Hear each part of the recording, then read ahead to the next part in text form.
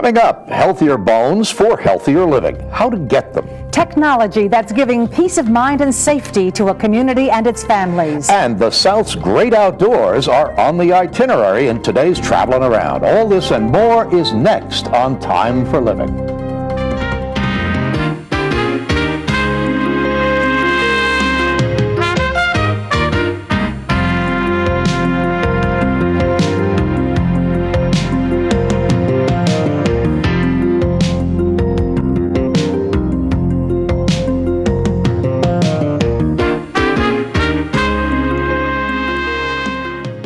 Hello and welcome to Time for Living. I'm Howard Nielsen. And I'm Janet Jagalian. Thanks for joining us as we take a look at issues affecting today's older population and how our later years are really a time for living. Today's show covers a myriad of topics that include innovative technology, medical research, and support groups that are truly making a difference.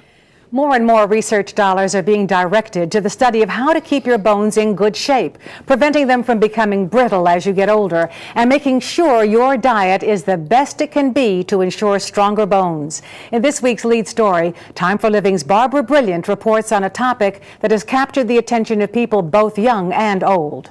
Inhale, please, and it's 1, 2, 3 down, and 1, 2, 3 up. Back straight. 2, 2. Evelyn Johnston has been exercising at the YWCA in Boston for 2 years. Since taking the senior strength training class, the 80-plus-year-old woman says her bones are much stronger, and she likes the difference it's made. I feel that my general structure and my posture is very much better, and I feel that I'm much more flexible, that I have much more control of my muscles, that I can now run for the subway, as I did this morning, and not be out of breath. To avoid fractures, especially as you age, exercise is important. One of the best kinds of exercises for healthy bones is resistance training. That's weightlifting and strength training. Lifting weights, any weight, increases bone density. The inside of the bones, as you know, are porous. And as these weights, this pressure is put upon the bones, it forces them to make new tissue. So any weight that you lift is going to help. Women taking the strength training class are reaping the benefits. I had a very weak ankle that used to give out on me a lot, and now I have no problems with it. Since I've been doing the weights, I find I can carry 4 bags of groceries without any problem up 3 flights of stairs. There are a number of reasons why these women have signed up for the exercise class. Instructor Laura White understands what mature women need and want. The areas of the body that a woman 55 or 60 wants targeted are not the same as a woman 25. 25, we're still wanting to look beautiful and look great in a bikini. By the time we're 55, 60, 65, like me, we want to be functional. We want to maintain our physical independence.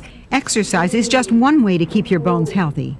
Today, there are 20 million Americans with documented fractures caused by osteoporosis. Osteoporosis is a silent disease, which means that we often don't know if we have it until we fracture. So how do you know you're at risk? And how do you find out how dense your bones are? Dr. Susan Greenspan says there's a test. There are several types of equipment out there that can measure bone density, but currently now the one that is used the most is something called dual energy X-ray absorptiometry. But it is a very low dose radiation. It's equivalent to a plane flight from Boston to San Francisco. It's important to discuss a bone density test with your physician. Although the exam costs about $200, it's covered by Medicare and most insurance plans. But what if the test discovers that you've lost bone mass already? Can you rebuild your bones? There are a group of medications that can do this, and currently one of them has been approved. They're called anti-resorptive therapy, meaning that they mainly prevent bone loss. However, what has been found in the studies that have been done is that the bone density or bone mass actually does increase.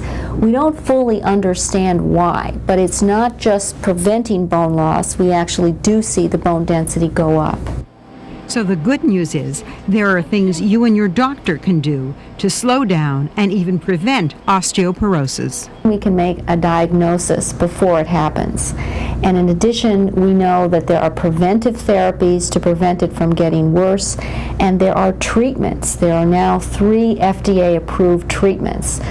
And it's something that we can take action on ourselves. So it's very important for women and men to become aware of it and to begin to take action now. Fitness and talking to your doctor are important, but what's also very important is what you eat. And today there are a lot of choices if you want to have calcium, and you should. For instance, this little cup of yogurt, 300 milligrams of calcium. Also, there's orange juice that's fortified with calcium. And here's some cottage cheese, and this has twice the amount of calcium. Milk, of course, is always a good source of calcium. And if you're lactose intolerant, there's even a product that's just right for you. Remember, what you eat is very important for healthy bones. It's never too late to change your diet, and even if you're 50 years old and your whole life you've eaten devil dogs or the wrong kinds of foods in your opinion, it's never too late to change your diet and to start developing good diet habits. Because like I said, we can certainly slow down the process of the calcium leaching from your bones and possibly even reverse it to some extent. Nutritionists say that postmenopausal women on estrogen should take 1,000 milligrams of calcium a day, and postmenopausal women not on estrogen should take 1,500 milligrams of calcium a day. How do you translate milligrams of calcium into food? You can think of it as the rule of 300s. Usually a cup of milk has 300 milligrams of calcium in it. Usually a cup of yogurt has about 300 to 400 milligrams of calcium. 1.5 ounce of cheese has about 300 milligrams of calcium. And about a cup and a half of ice cream has about 300 milligrams of calcium in it as well. That means you should consume 4 to 5 dairy products a day. And that's too much for most people. Although food is the best way to absorb calcium, many people take calcium carbonate or calcium citrate supplements to augment calcium-rich foods. What you're looking for on the label is elemental calcium, because the elemental calcium is what your body will be able to use to strengthen your bones. So even though a product or a calcium supplement might say it has 1,000 milligrams of calcium carbonate, maybe only 500 of that will be elemental calcium. So you want to make sure you read that label carefully. Make no bones about it. Today, growing older is better than ever. With targeted exercises, proper nutrition, and modern medical advances, you can have healthy bones and a healthy attitude. I'm Barbara Brilliant. Time for Living. When Time for Living continues, we'll find out more about what we can do to make sure healthier bones are in our future, so stay with us.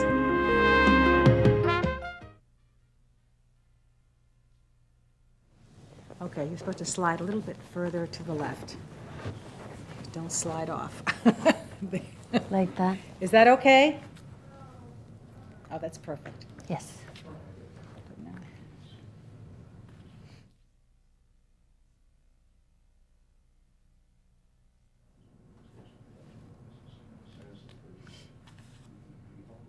I think I'm okay. Okay.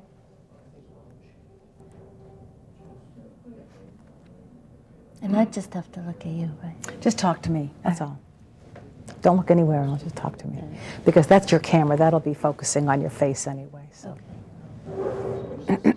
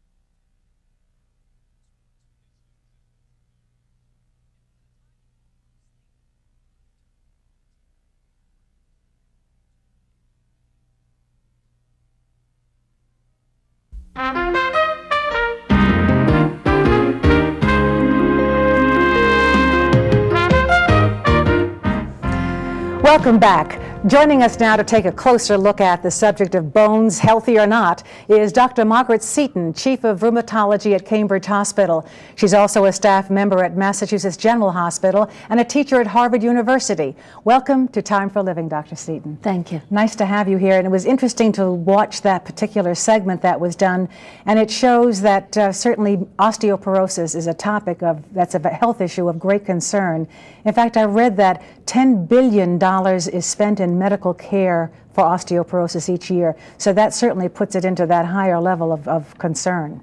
It's a staggering health problem, I think, and I'm delighted to be here today to talk to you because it's a dialogue I feel women should be having. And to see you highlighted on a show and to see Dr. Greenspan talk about some of the work that's going forward is so important first step. Osteoporosis is, I think, less of a disease as much as, and more perhaps of a natural process in a woman. When we used to live shorter lives, it just wasn't an issue for most of us. But as the quality and length of our lives exists, we begin to lose bone and reach a point where the microarchitecture of that bone is more fragile. And most of this begins to occur as women, particularly since this affects women in greater numbers, although it does affect men as well, reach the stage of menopause. That's just right. At menopause, a woman goes through what's called an accelerated loss of bone. And that's why it's women who are at particular risk as they age. I read also that it's important for even teenagers anticipating this in future life to begin to supplement their diet or make certain that they're eating good calcium enriched foods as well as they grow, up to about 1,000 milligrams per day for teenagers. I think that the issue should start in a young girl, and that as she reaches her adolescence, when we know bone is put into her 20s and 30s, when we're continuing to put bone in, that these are critical times for nutrition, and that the true prevention is going to be in these years, so that as the natural bone loss occurs over the course of our lifetime, we come into it stronger. But is it important to simply diet well for a young person, or is it important to supplement as well? I think that is very individual. If you live in the milk section of the supermarket, I don't think you need any supplements as a young girl. Okay. If you are tending towards being too lean, then you should be on calcium. And it's a very important issue for us as physicians taking care of women, that women, once they begin to menstruate, continue to do so, because that protects the young women. Let's talk about people who might be at risk. Certainly if your mother has osteoporosis or members of your family have demonstrated fractures or Dowager's hump or something, you begin to put two and two together. But aside from just having this opportunity available to you, is the bone scan the only other way of knowing for sure whether or not you have this problem? Well, I think when you think about osteoporosis, you can certainly think about natural risk factors. You can think about the family history, as you said. There are things we can't change. We can't change that. We can't change our build. Small frame is at high risk. We can't change being white or African American or Asian, which puts you into different risk categories. But we can change our lifestyle, and that's critical. And we can change the way we approach our diet, and we can change the information we take into the menopausal time in our life. And the dialogue we will then insist on having with our physicians in order to protect that quality of life. Northern European women and Asian women are at higher risk, is that correct? And Mediterranean and African women are at less risk? I think that's a more confused issue because you have to track what kind of Hispanic woman you're tracking. I see. But yes, African American women are at less risk at the time. Perhaps Caucasian women enter the risk, but we're talking about a lifetime process. But is there a reason for that? Do they lay down more bone or denser bone as they grow? That's right. I think so important, I'd like to say today, as I take care of women of all ages, is that it's not simply a question of your bones. We all can come in with bones that actually are fine and then fall on them. And so if our bones are a little weakened and we slip in a New England winter and we break a bone, bone, that's as likely to happen to us as anything else in New England, to me. And I think that this issue of exercise that you showed, and the issue of trying to strengthen muscle mass and overall strengthen the independence of a woman that way, has been shown to prevent falls and therefore prevent fractures. Before we get into some of the actual treatment for osteoporosis, let's talk a little bit more about food. What about vegetarians? And I know leafy green vegetables are very high in calcium, but it's not just calcium you have to be aware of. Am I right that you've got to be aware of phosphorus and magnesium and vitamin D and the interplay of all of this? I think you're just right. I think that the importance is that you have a healthy diet and that diet include calcium and vitamin D. Apart from that, there's a spectrum of how people feel about their diets, and we do offer, certainly at the Cambridge Hospital and the Mass General and all the other fine hospitals in Boston, good nutrition, so that depending on the way you feel your diet should be handled, whether you're vegetarian or not, you're on a sensible diet for your bones. We don't want you to wait to have a fracture to diagnose it. And although the risk factors we talked about identify a portion of women who have osteoporosis, it is only the bone density test itself that will cover all women. What is actually tested? When you do a bone density test, what part of your body is looked at? It's a very simple test. It's I'm happy to say, for women. It's not invasive. You can wear your own clothes and you lie on a kind of padded, comfortable table, and it takes about 10 minutes. All the amenities. Yeah, sure. That's right. And as Dr. Greenspan said, it's minimal radiation. We probably get more in our social lives than doing this. Okay. We look at predominantly the spine and the hip in women, and that is a little arm comes over and scans that for density of bone. And that is then analyzed by a physician and sent to your physician. To me, it's a very important piece of paper because the woman holds that and says, this is where I come into the story, now what are my options? What does it cost? It's variable at various institutions. About $200 seems like a fair ballpark, but in Massachusetts it's very well covered at this time. In other states it is not at all covered. Does a doctor have to say it's important this be done based on risk factors to get the insurance coverage? It is now covered in Massachusetts for women going through the menopause. Okay. So I think that all women, in my opinion, should have a test that lets them know where they're coming into the story. It doesn't mean I would treat all women. It doesn't mean that they need to do anything urgently, but it means that they're going to come into this part of their life protecting their independence. And How often would that educated. test have to be repeated, or does it not have to be? It depends on the choices a woman then makes. I put everyone on calcium and vitamin D. That is not shown to protect this accelerated loss that can occur around the menopause convincingly. Whether it will help an older age group is yet to be defined. If a woman goes on estrogen, for various reasons she may opt for that therapy, I don't think a bone density need be repeated. I think she's on good therapy, and the evidence is that she should do very well. If a woman goes on the new drug called Fosamax, yes. which is not a hormone, and which is, as Dr. Greenspan mentioned, an anti-resorptive agent, it prevents bone loss, and to our pleasure also seems to put a little bone in the first few years. Just a brief comment about the nasal spray, calcinetrol, or what, I'm not sure how to pronounce that. It's miacalcin nasal spray. It's become available in the United States for treatment also of osteoporosis.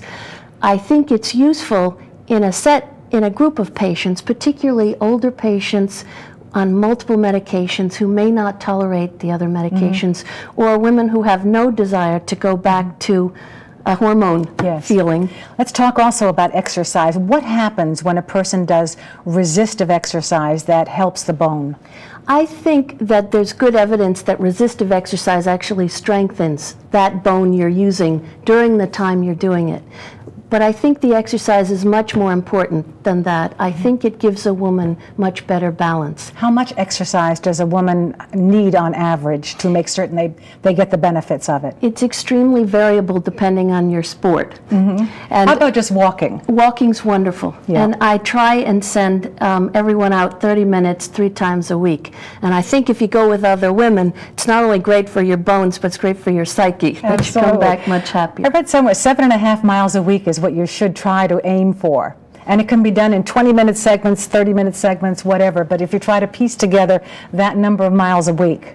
I am less enamored of fixing a woman to a schedule. Most of these women have jobs, husbands, children, and to get them out 3 times a week for 30 minutes is I'm happy with. Yeah. I understand. Now, for the average person who has a fracture of any bone, would taking calcium be beneficial to help them recover more quickly, or doesn't it work that way? No, absolutely. I just don't want to identify the woman who should have been on calcium when she breaks that bone. And I think the effort in Massachusetts, and National Osteoporosis Week is coming in May, is to become aware of the issue so that you do not suffer that fracture. Your independence is not lost, which is a big consequence of osteoporosis, and you feel good about yourself and your dignity's there. We all, if you're as short as I, want to stay the height we are. Absolutely, absolutely. And I think that with this information is going to make certain that a lot of women will keep their height, as you have pointed out, and live a healthier life as well. Thank you so much, Dr. Seaton, for joining us. It's my pleasure. It's been wonderful. Thank you for having me.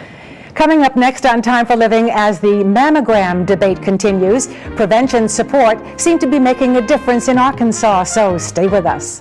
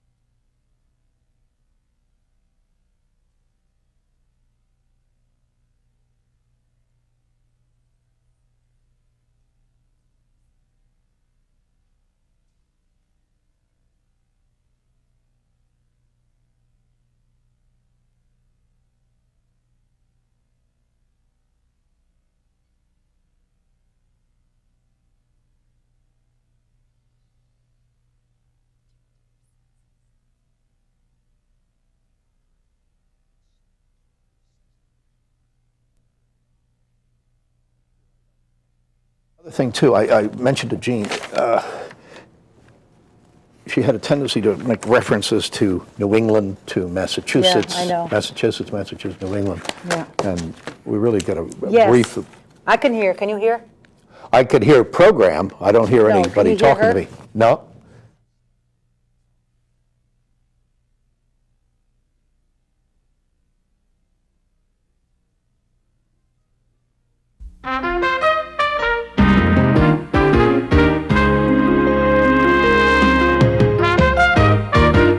Welcome back to Time for Living. Back in the news is the debate over how often a woman should have a mammogram and how much or how little mammograms help women keeping a careful cancer watch on their bodies. As that debate goes on, a group of women in Arkansas are continuing to do the best they can by educating other women about prevention, their teaching tool, their own experience battling cancer. Carolyn Murdoch has the story. But let me tell you, it's life after having cancer. You can survive. It's really up to you. Words from a survivor, trying to prevent others from waiting till it's too late. And so what we've got to do when we go to the doctor, let's be very specific about what we want. Tell the doctor everything that you want him to check on you, because this body belongs to you. These women are from the Witness Project. All have survived breast or cervical cancer. In churches and community centers around Arkansas, they preach the news to other African American women that cancer doesn't have to mean a death sentence. It's something that I feel need to be gotten out to the African American women, because most of us are nurturers and we see about everybody but ourselves. It helps to do your self-breast examination. It helps to go to the doctor. It definitely helps to get a mammogram. To have a woman stand up and say, I'm a 10-year survivor of breast cancer, truly speaks from the heart.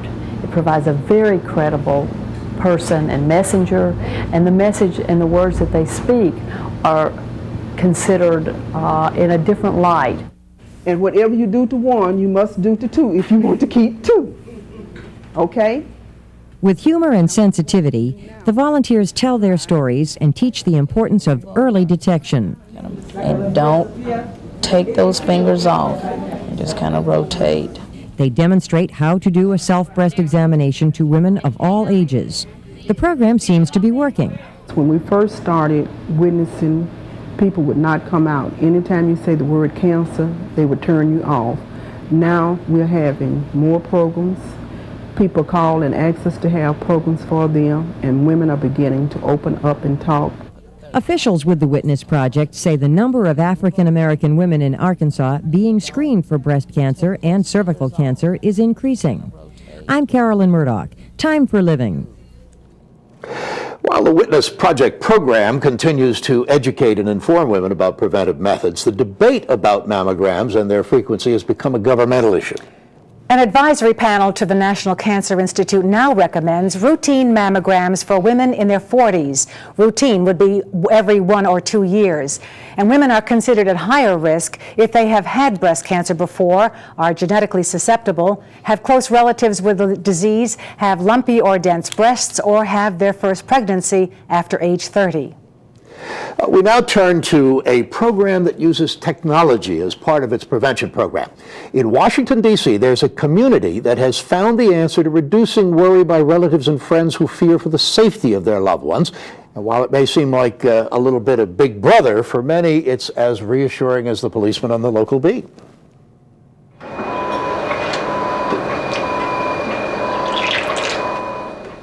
84-year-old Elizabeth Gossett lives by herself in her Riverdale home, but she knows there's someone she can count on when the phone rings. Hello. Yes, I'm okay. Thank you. The free computerized telephone system is called Are You OK? The service, operated by the Riverdale Police, checks daily on senior citizens or disabled individuals living independently. You just say, I'm okay. I know that somebody would be here immediately if I actually needed them. This is a test message of the Riverdale Police Department. Are you okay? The computer program can call up to 120 people per hour. If the person fails to answer the phone after several tries, the computer alerts police, and a patrol car is sent to investigate a possible emergency. Once the alert is given, a computer printout will be generated.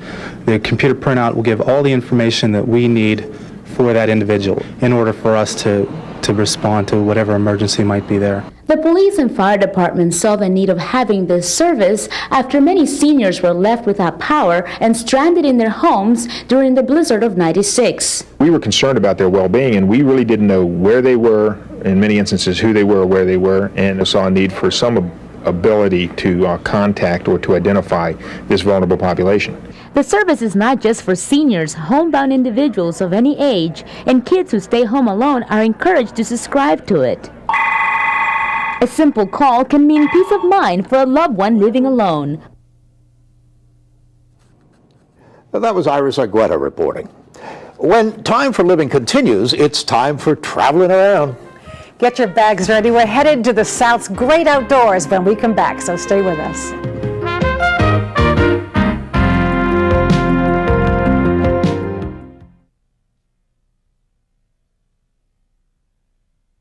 Trying to do teeth. Teeth. That was so funny that Alex, he just had his uppers.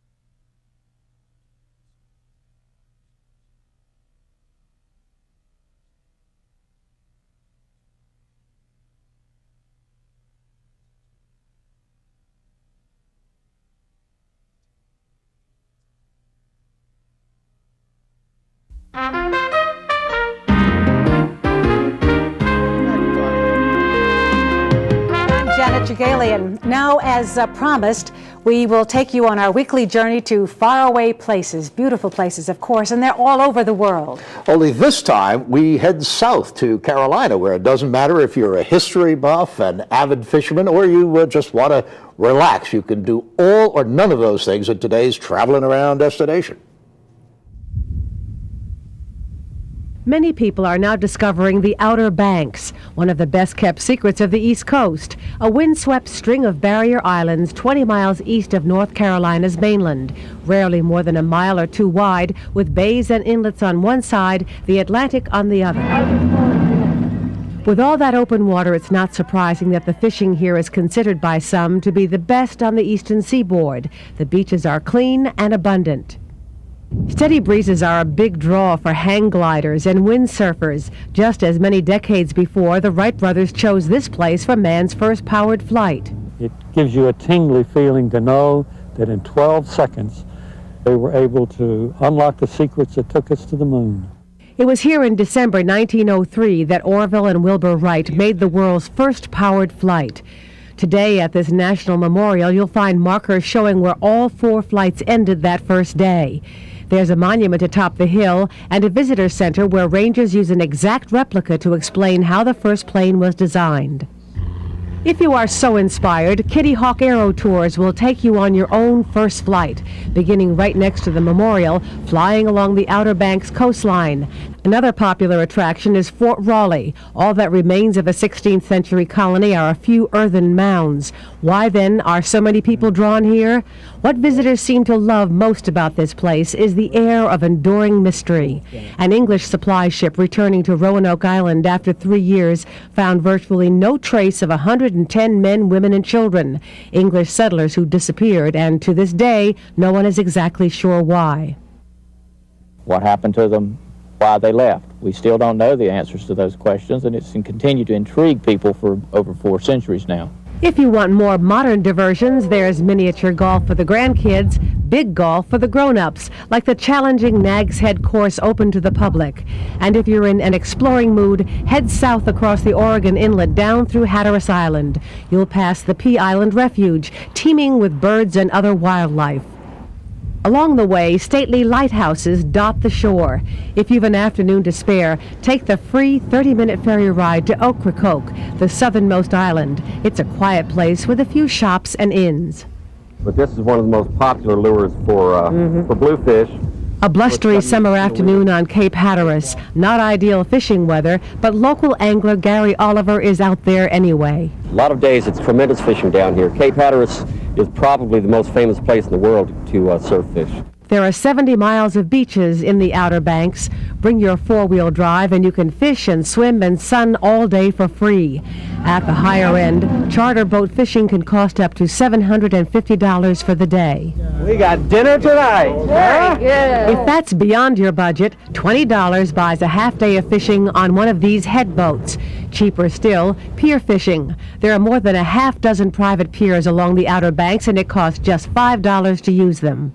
The Outer Banks has always been a treacherous place for seafarers. Storms and shoals here off the coast of Hatteras have claimed more than 600 ships over the years.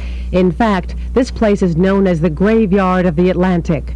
Lighthouses built to help prevent maritime disasters along the Outer Banks are still operating and worth a visit. The Outer Banks are no secret to folks in the Carolinas, Virginia, even Pennsylvania and New York, but they're still relatively unknown elsewhere. That's too bad because there's a nice combination of things to see and do here. A dash of history, good fishing, options for families and the active set, and those steady breezes and endless miles of soft sand. North Carolina's Outer Banks, today's Traveling Around destination. If you want to learn more about the places you've seen in our Traveling Around segments, you can write to us at Time for Living, care of Traveling Around, P.O. Box 8452, Boston, Massachusetts, 02114. Or you can leave your comments or questions on our voicemail by calling 800-232-7213 or fax us at 617-329-1774. We'd love to hear from you, and we'll have more Time for Living when we come back.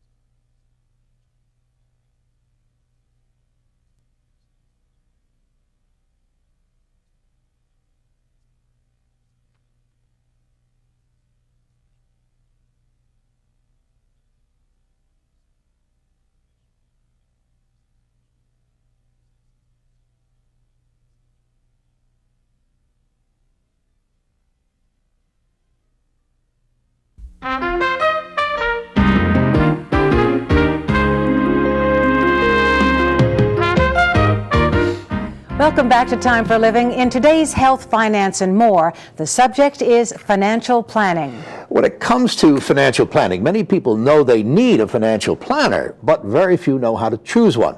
In addition, many people don't know if their current financial advisor is doing what's right for them. Time for Living's financial expert Steve Burke tells us what we need to know to seek out a financial planner and the questions we need to consider when choosing one. Hello. Many of you have asked, how do you pick a financial planner? How much does it cost? What takes place when you work with a planner? Finally, what can you expect for results? We've touched on this in the past, but today I'll try to be a little more specific. First, how much does it cost to work with a financial planner?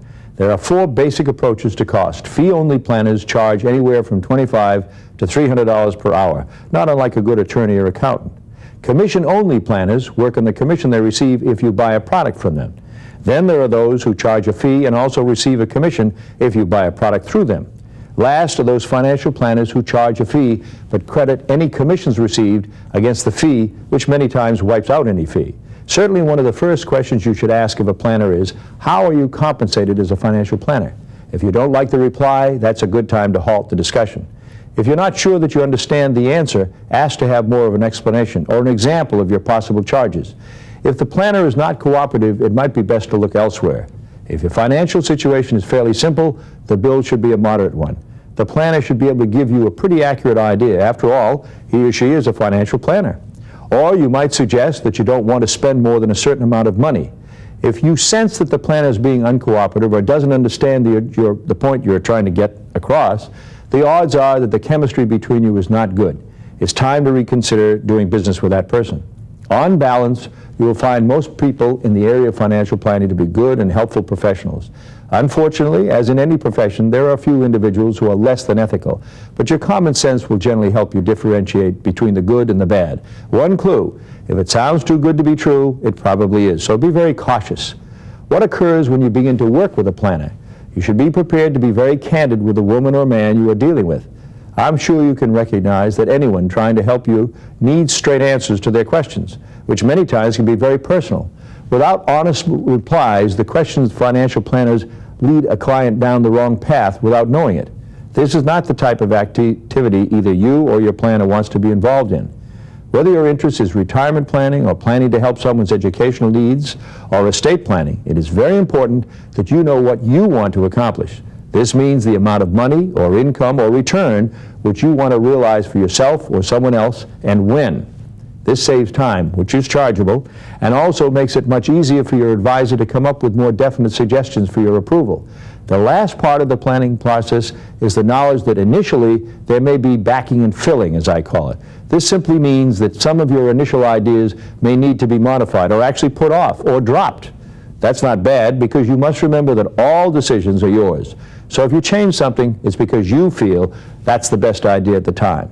One of the most difficult areas to deal with in the financial planning process is having your planner tell you some things you don't want to hear. This can be simple and straightforward, such as you can't accomplish that goal without investing more time or money, or there is no guarantee that strategy will stand legal scrutiny. So what is the end result of doing a little or a lot of financial planning of the retirement, estate, or other kinds? You shouldn't have a big bill to pay if your financial position is fairly simple, and you should have a very clear idea of what your options are and a track to run on. Not a bad use of a modest outlay. If your personal situation or financial condition presents a more involved puzzle, there could be more expense and activity called for. But again, I submit a clear indication of where you are and how to get where you want to be. Because we all know that things change, the last point to keep in mind at all times is it's important to pay attention.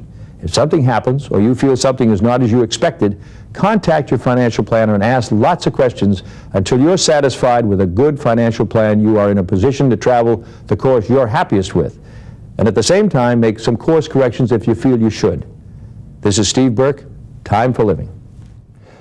If you have any questions or comments for Steve Burke, then you can write him here at Time for Living, care of Health, Finance, and More, P.O. Box 8452, Boston, Massachusetts, 02114. Or again, you can leave a message on our voicemail by calling 800-232-7213, or just fax your question to 617-329-1774. When Time for Living continues, taking the stress and fear out of dying for those we leave behind. An explanation when we come back.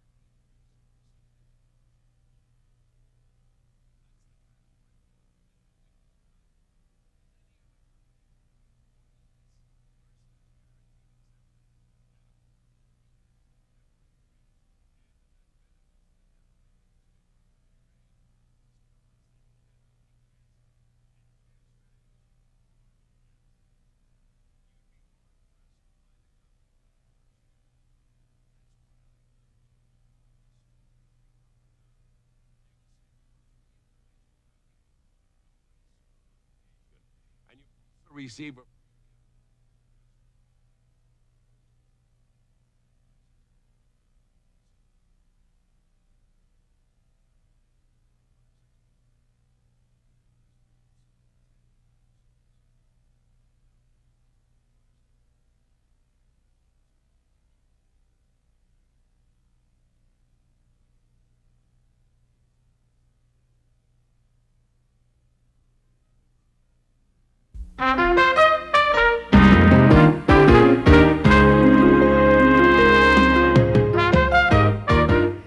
Welcome back to Time for Living. Dealing with one's mortality has always been a difficult topic. But as we hear in this week's news break, a Maryland woman and her parents decided to make some tough decisions to guarantee some peace of mind.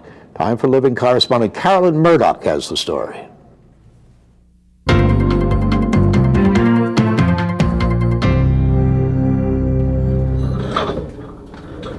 Judy Kramer writes a weekly column for a local newspaper about the joys and trials of caring for aging parents.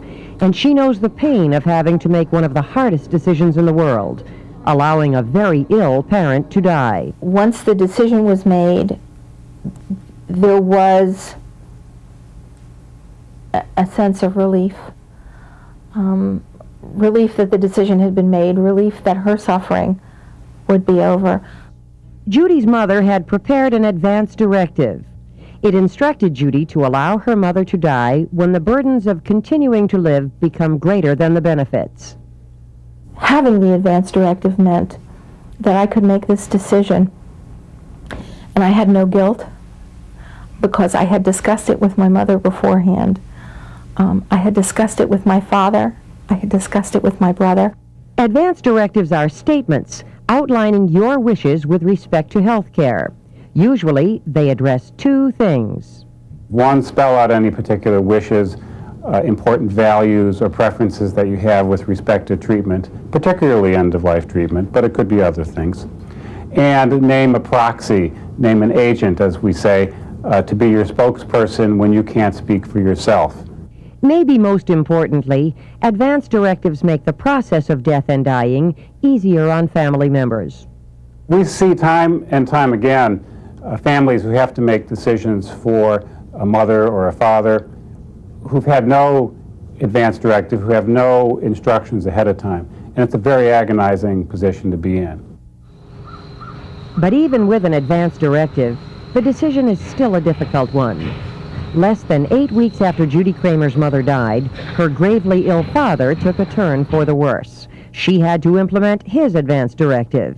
He died soon after. It hurt to have to make the decision, but my parents minimized that hurt, and in a way, they saved me a great deal of pain, and I'm very grateful to them.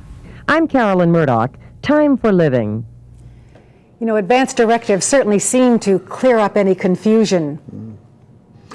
It's time for us to introduce you to a new segment on Time for Living. It's called Medical Minute. It's a segment that looks at medical issues and provides you with tips and or suggestions that will hopefully inform and assist you to have a healthier and more productive life. In this week's Medical Minute, Dr. Alan Abrams discusses the effects of alcohol and what you should consider when or if you drink. It was Ogden Nash, the whimsical poet, who said, "I'd rather have a bottle in front of me than a frontal lobotomy." While a healthy drink is enjoyable and can improve one's cholesterol and reduce the risk of a heart attack, older adults must still be very cautious about how much alcohol they consume. How much is too much? The answer to this question requires each person to consider for themselves the following information. 1. Drinking in older adults contributes to social isolation, disinterest in activities, irritability, and memory impairment. 2.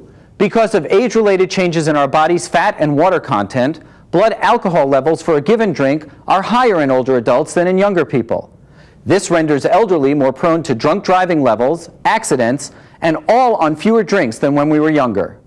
3. Alcohol ingestion contributes to many conditions which make the elderly more prone to hospitalization and loss of independence, including urinary incontinence, cognitive impairment, falls, fractures, malnutrition, and complications with other prescribed medications. 4. Alcohol ingestion amplifies bone thinning, resulting in problems with posture, gait, and vitality.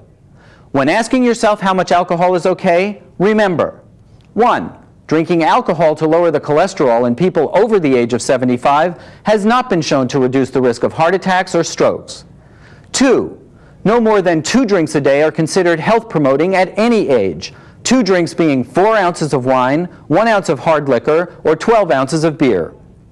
And 3, remember that the quality of your life can be significantly impacted even by the ingestion of small amounts of alcohol in your later years because of changes in body habitus, medical conditions and treatments, and the changing social and psychological challenges of late life.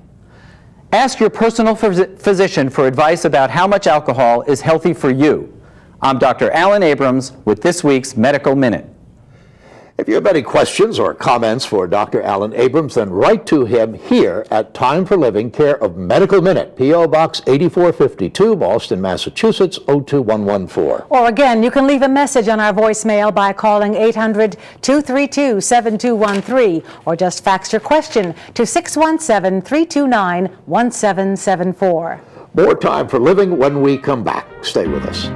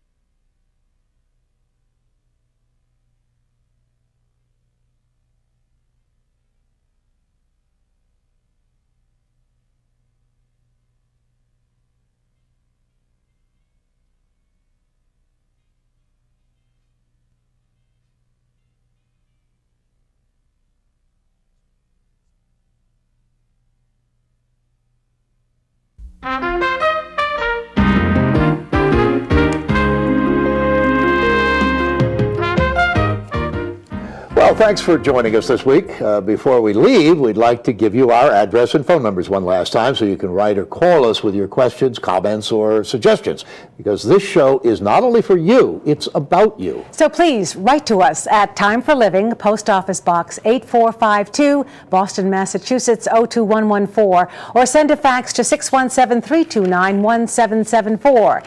If you don't feel like writing, you can leave us a message on our voicemail at 800-232-7213. Well, we hope you enjoyed today's show. We look forward to seeing you again next week. And we'll certainly have more interesting people and places to introduce you to. So until then, remember, it's time for living.